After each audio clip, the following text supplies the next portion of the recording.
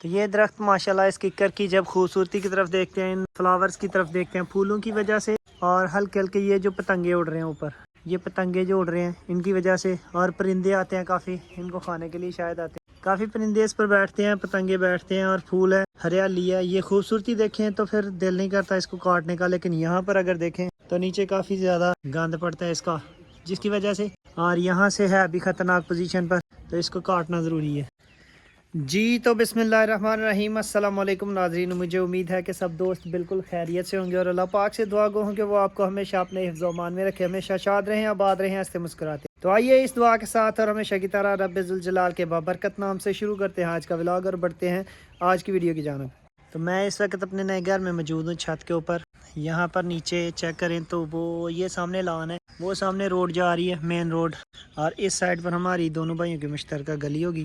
और ये गली रखने का मकसद था, 12 फुट गली है माशाल्लाह, खुली गली है, और इस मेरा गेट है। गेट भी मैंने सामने इसलिए नहीं रखा कि बच्चे होते हैं, तो जब मेन रोड के ऊपर गेट हो तो बच्चे जब बाहर निकलते हैं तो आगे ट्रैफिक चल रही होती है, तो वो काफ़ी ज़्यादा ख़तरनाक काम होता है। ये गली 12 फुट मुश्तरका, इसका एक और फ़ायदा होगा कि पीछे जो प्लाट हैं, पीछे जो जगह हैं, वो भी इस गली के ज़रिए इस्तेमाल की जा सकती हैं, काबिल इस्तेमाल हैं, रिहायशी प्लाट बनाए जा सकते हैं। तो ये माशाल्लाह बड़ा अच्छा फ़िलहाल रोड के ऊपर बना हुआ घर, जहाँ पर सीनरी ही सीनरी और व्यूज़ ही व्यूज़ हैं, क्योंकि गांव से बाहर भी हैं और गांव के साथ अटैच भी हैं बिल्कुल। तो ये रहा छंगाई का काम, जो कि काफ़ी हद तक हमने किया भी है, लेकिन काफ़ी ज़्यादा मिस भी हो रहा है, जिसकी वजह से छंगाई नीचे से कर ली थी और प्राइमरी चारा जो है उसकी बुवाई मुकम्मल हो गई थी, लेकिन ये जो चारा है इसकी बुवाई लेट हो रही है छंगाई की वजह से। नीचे से तो कर ली थी, लेकिन ऊपर से छंगाई रहती थी। कल ये वाला दरख्त छंगाई जिसकी की थी, लेकिन अभी भी काफ़ी ज़्यादा बाकी हैं, वो वाले दरख्त सारे रहते हैं। तो ये है मेरा टूल, इसके ज़रिए वहाँ से छंगाई आज करनी है। तो गर्मियों में चूँकि छाँव की ज़रूरत होती है, इसलिए दरख्तों को नहीं काटा जाता, जबकि सर्दियों में उसके बरक्स धूप की ज़रूरत होती है, छाँव की ज़रूरत नहीं होती, इस वजह से तमाम दरख्त काट दिए जाते हैं। ये बांस यहाँ से ख़त्म किया गया है, और उसका ये पड़ा हुआ मलबा ये भी अभी उठाना है।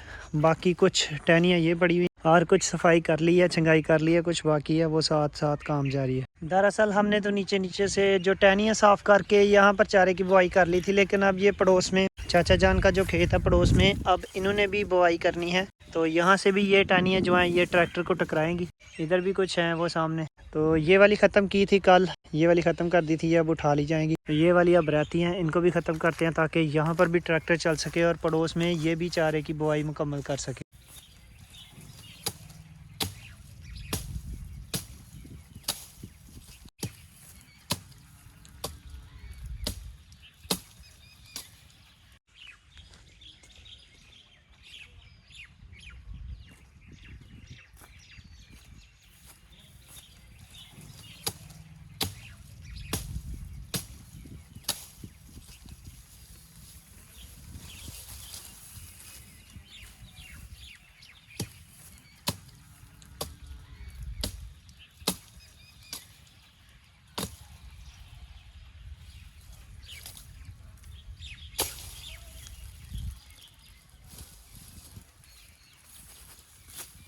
इसकी टहनियाँ भी उतार दी हैं, वहाँ से पहले उतरी थी।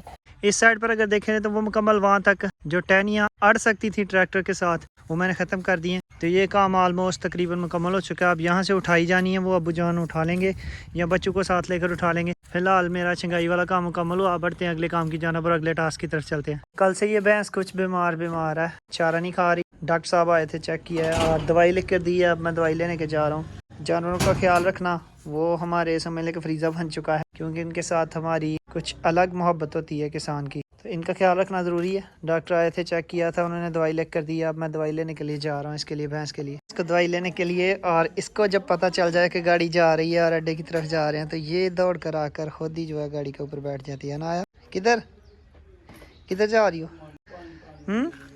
चलो उतरो उतरो, अम्मी से इजाज़त लेकर आओ, अम्मी को बता कर आओ।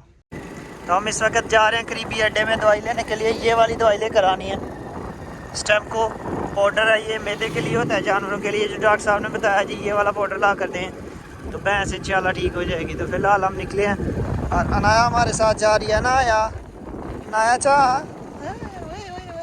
खुश हो रहा है मेरा काका। किधर जा रही हो? दवाई लेने जा रही हो? ले दवाई लेने जा रही हो? दवाई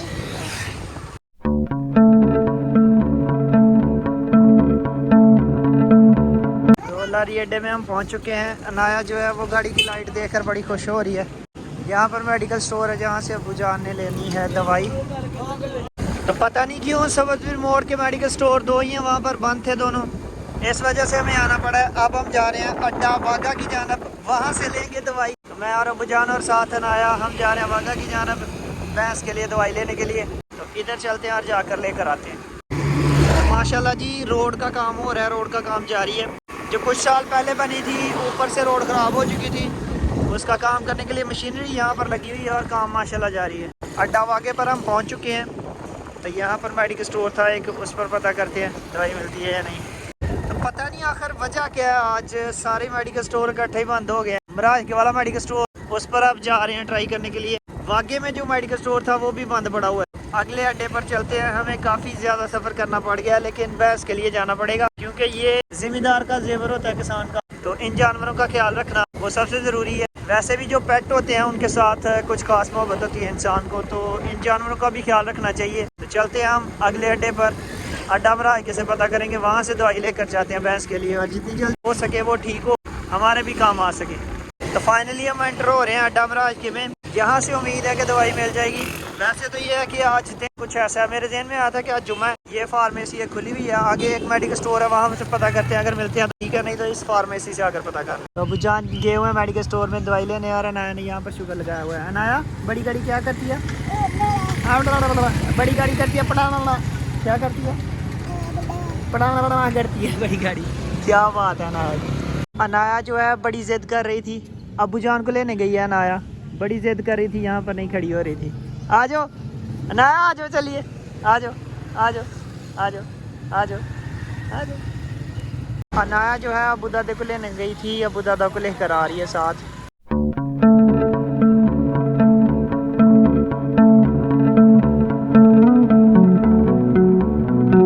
दवाई लेकर वापस हम आए हैं वाघा में, जहाँ से गुड़ और मसाला वगैरह मसाला जात साथ लेने हैं। उस दवाई के साथ मसाला देना था। तो अनाया उसके दादा जान अनाया के वो गए हुए हैं दवाई लेने, वो आ रहे हैं, फिर आते हैं। तो चलते हैं वाघे से, यहाँ की मशहूर दुकान है जहाँ से गुड़ मसाला और दवाई जो साथ देनी है भैंस को वो लेकर आ रहे हैं।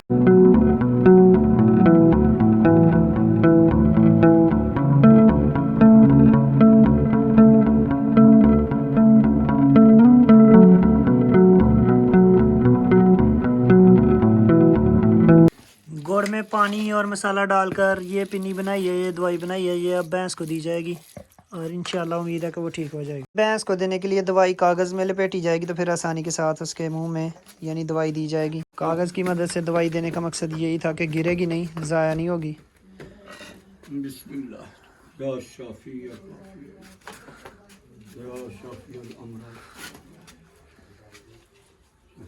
तो यहाँ पर देखें जी पाकिस्तानी अवाम का जुगाड़, छोटा पंप यानी जनरेटर लगाकर नहर से पानी निकाला गया है। ये नहर है दिफा, नहर का जो पानी है इसको निकालने के लिए यहाँ पर जनरेटर लगाकर फिर अपने फसल को, अपने खेत को पानी दिया गया है।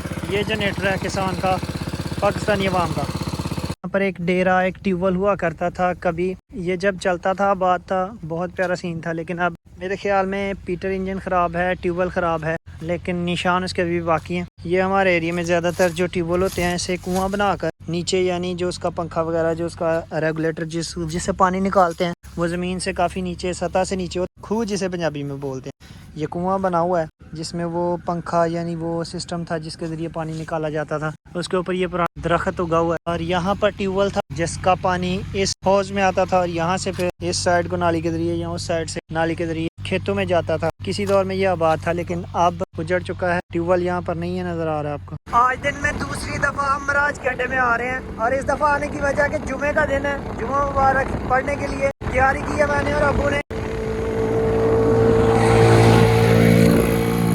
तैयारी की है जनाब मैंने और अबू ने, और गुस्ल वगैरह करने के बाद, कपड़े बदलने के बाद हम आए हैं जुमा पढ़ने के लिए दोबारा से मराज के अड्डे में।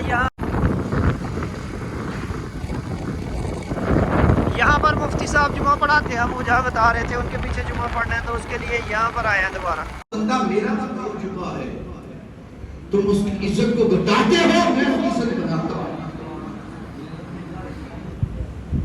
और फिर अल्लाह फरमाता, सुनो सुनो, वो बंदा जो मेरा बंदा है बड़ा पुरनूर और बड़ा मज़े का जुमा पढ़ के हम दोनों वहाँ बैठा आ रहे हैं और अब जा रहे हैं वापसी है घर की तरफ और वापसी जा रहे हैं हम अपने घर की तरफ। जुम्मा पढ़ने का बड़ा मज़ा है माशाल्लाह लतीफ़ साहब के पीछे।